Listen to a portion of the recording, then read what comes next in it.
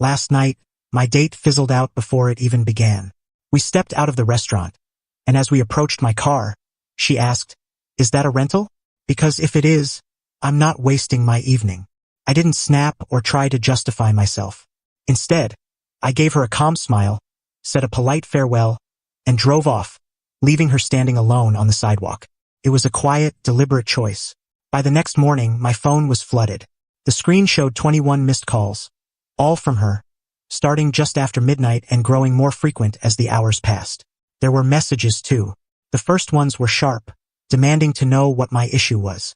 Then they shifted to confusion, asking if I was all right. The final batch was frantic, apologies, pleas, and desperate requests for a second chance. I skimmed through them, feeling nothing but a vague weariness. I brewed some coffee and went about my day. Her name was Elise. We'd been casually dating for about 2 months, and the warning signs had been there from the start. I'd just chosen to overlook them. She was always critiquing people's clothes, their cars, their addresses, not just noticing but judging, always measuring everyone's worth. My friends picked up on it.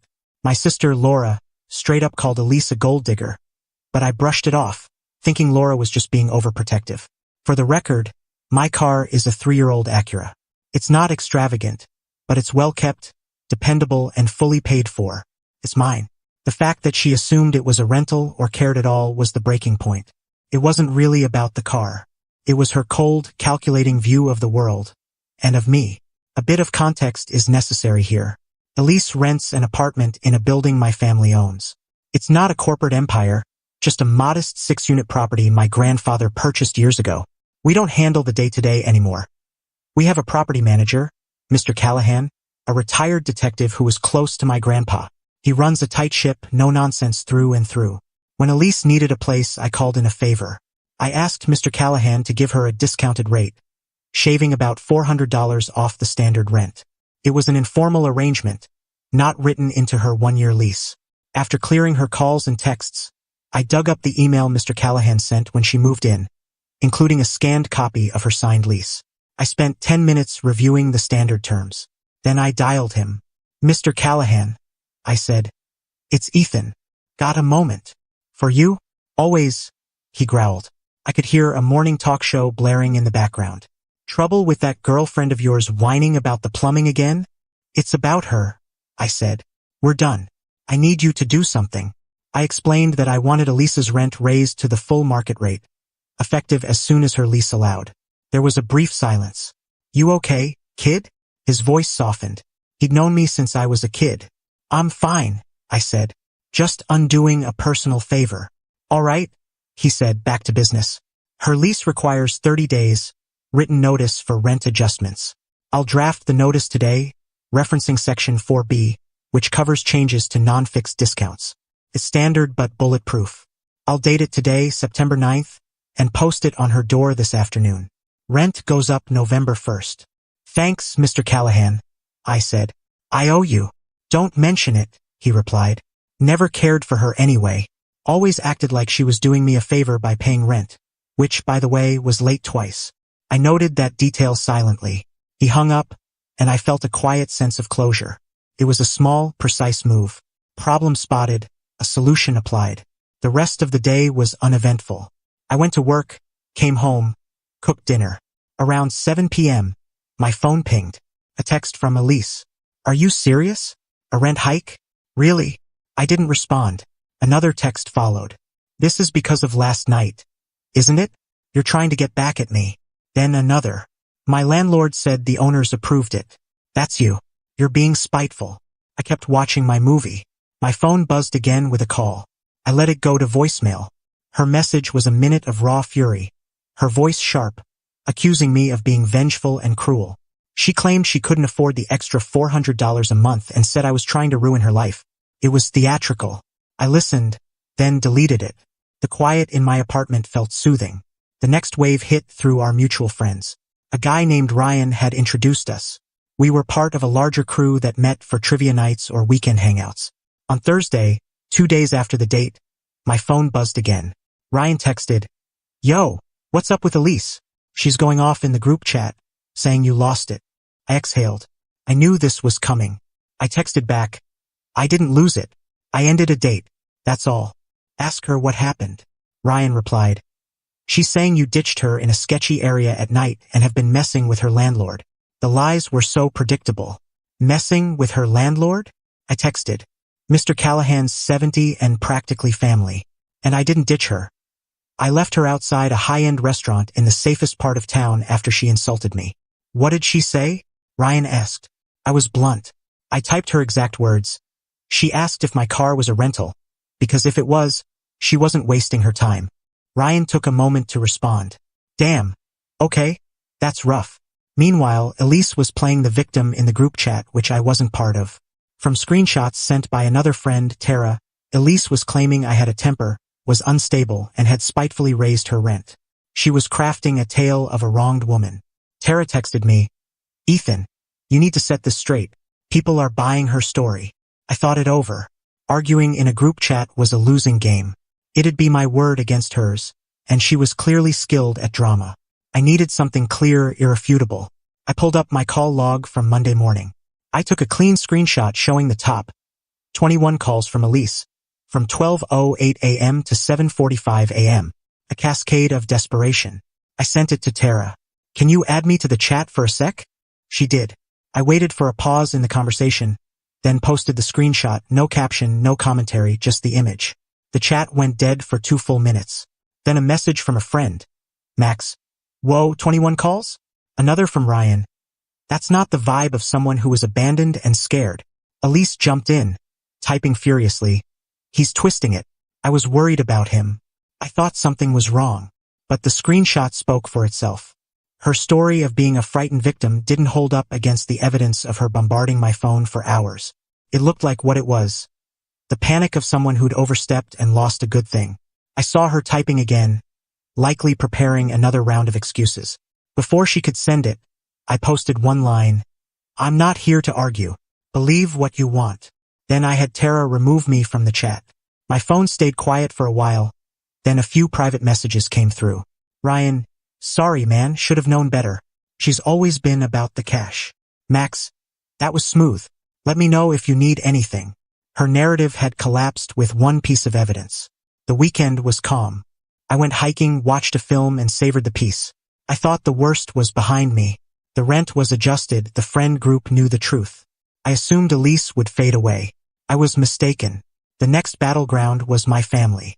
There was one unresolved issue, a personal belonging. A month into dating, we'd attended a charity event.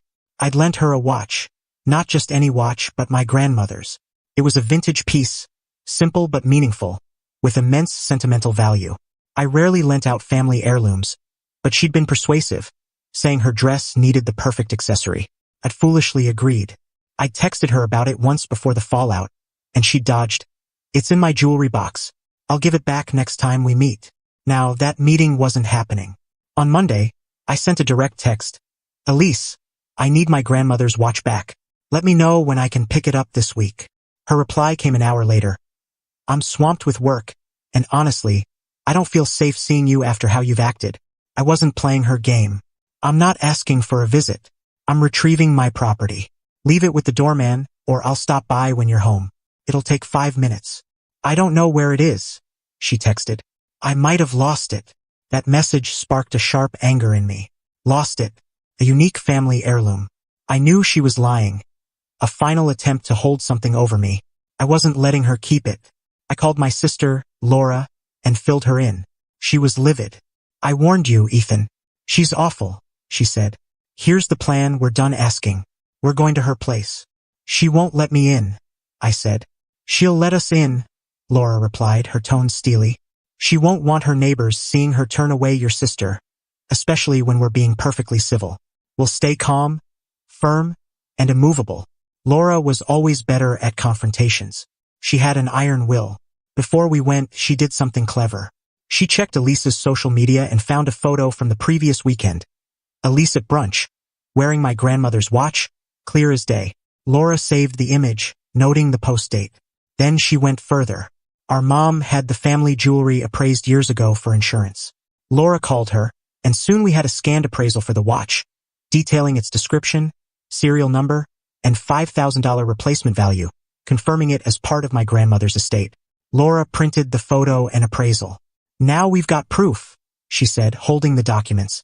The next evening, we drove to Elisa's building, my family's building. I buzzed her unit from the lobby. Who's there? Her voice crackled. Ethan and my sister Laura, I said evenly. We're here for the watch. We're not leaving without it. A long pause. I told you, I don't know where it is. Let us up, Elise. Laura cut in, her voice crisp. Or we can talk in the lobby. I'm sure Mr. Callahan wouldn't mind joining. Mentioning Mr. Callahan worked. The door buzzed, and we went up. Elise cracked the door open, dressed in sweats, glaring. What do you want? The watch, I said calmly. Now. I can't find it, she insisted, her eyes flicking between us. I'll look this weekend. Laura silently held up her phone, showing the photo of Elise wearing the watch 3 days ago. Elise paled. That doesn't mean anything, she stammered. Laura held up the appraisal, pointing to the watch's description. This proves it's a family heirloom worth a significant amount. We have you wearing it after saying it's lost. This is theft. Elise stared at the document, then at Laura's steady gaze. Her defiance crumbled.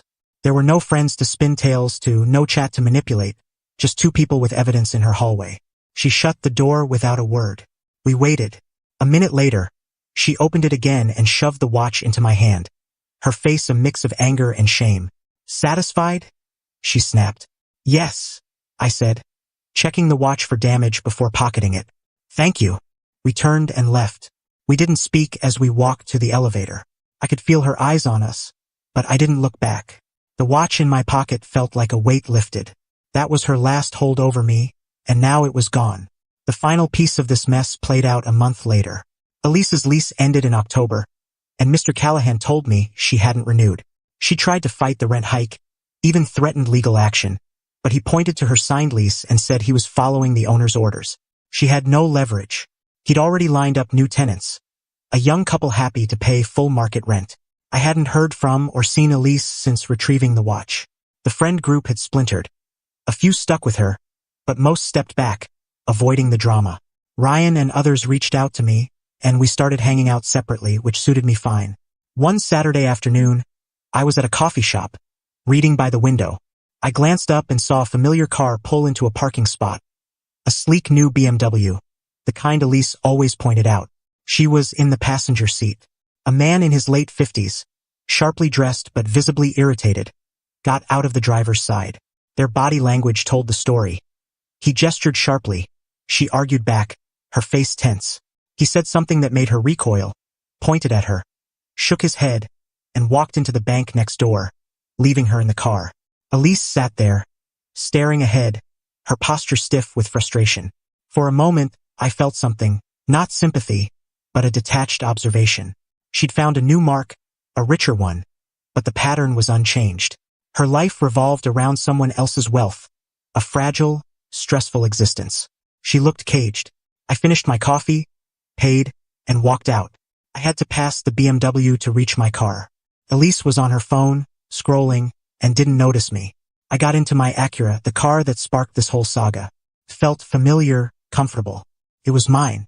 I started the engine, pulled out, and drove off. I didn't glance in the rearview mirror. There was nothing behind me worth seeing.